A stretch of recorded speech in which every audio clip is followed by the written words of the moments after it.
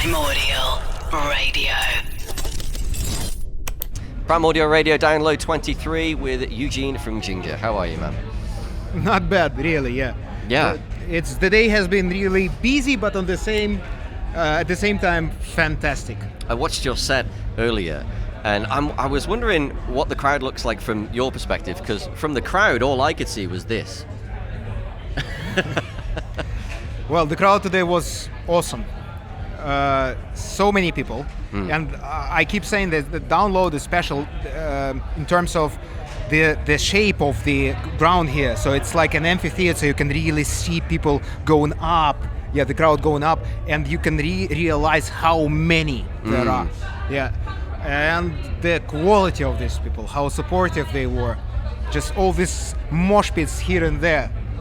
This is a performance every band must be dreams of. Dream this of. is what yeah, you as a 15-year-old metalhead were thinking of when you were thinking, I want to be in a metal band. Exactly.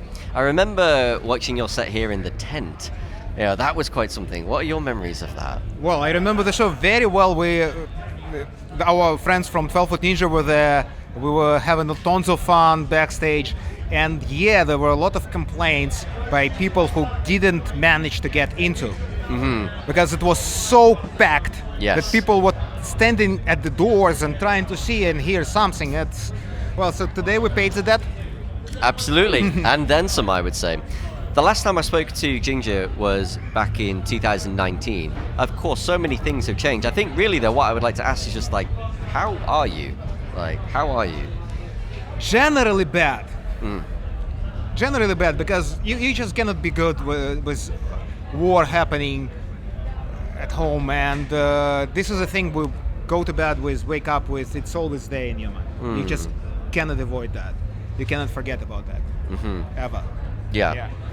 But well, we're managing because we have the band, we have music, we have something to do and help people just as much as we can. And we are lucky. We are doing things which we love doing, and at the same time it helps the others. And how have you found getting your message out over the past year? Because I saw your Bloodstock last year as well, and you were talking about that quite heavily on stage, of really using the band as a vehicle to spread awareness. So how have you been finding that over the past year? I must say that we are not the news agency.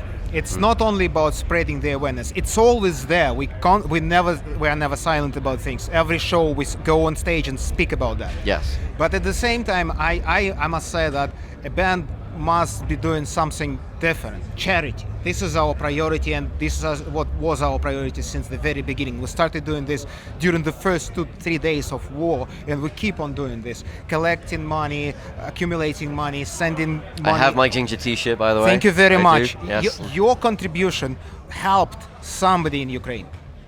Either a soldier or a civilian, people in hospitals everywhere. So you must be proud of that, and I appreciate it a lot. And to be honest, really one of the reasons, obviously I love you as a band, but when you dropped the t-shirt, really what was going through my mind, and what goes through my mind a lot as a viewer, an outside view of what's going on, I have a sense of powerlessness, of this sense of I'm just one person here on an island in the UK. And I'm kind of like, what can I do? So that was like a great thing of a way to help.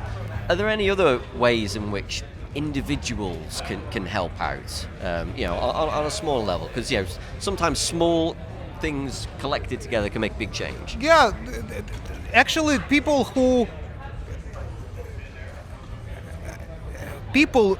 have been supportive since the very first day, and I cannot ask for more. Those who are not indifferent, they already did something, and I appreciate everyone, even for a small contribution to this. There are no instructions. I will give no instructions. Everyone does what they can. And that's enough. Even a small thing is a piece of a puzzle. Absolutely.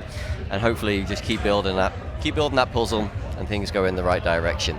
So last album then, 2021. How much is any of this influencing new music? I think you might be working on new music. Like how is that sort of molding together now? I think honestly we have most of the upcoming album written. I mean, in terms of demos, music-wise, no vocals over it, but just music-wise, it's already written most of the new album. So we are waiting for a starting point to go to the studio, record, work on this, rearrange. We will have a lot of time this time. We'll have a lot of time for this. Yeah. So definitely after we are done with touring, next step will be making the new album. And I can imagine, just because of the nature of things, it will be sort of quite a different album. But how is it sort of going to feel and compare to Wallflowers? Like, how are you feeling the difference between the two as it stands now? It's more aggressive. It's more aggressive. I think all the negativity, we just directed it into music. 100%. So there are songs which were written literally under shelling, under bombs. Right. Well, right. Yeah. Vlad was writing a lot during the siege of Kiev. Yeah, and I wasn't able, for example. That's a very, very interesting thing. I couldn't even pick up an instrument when things were happening around me.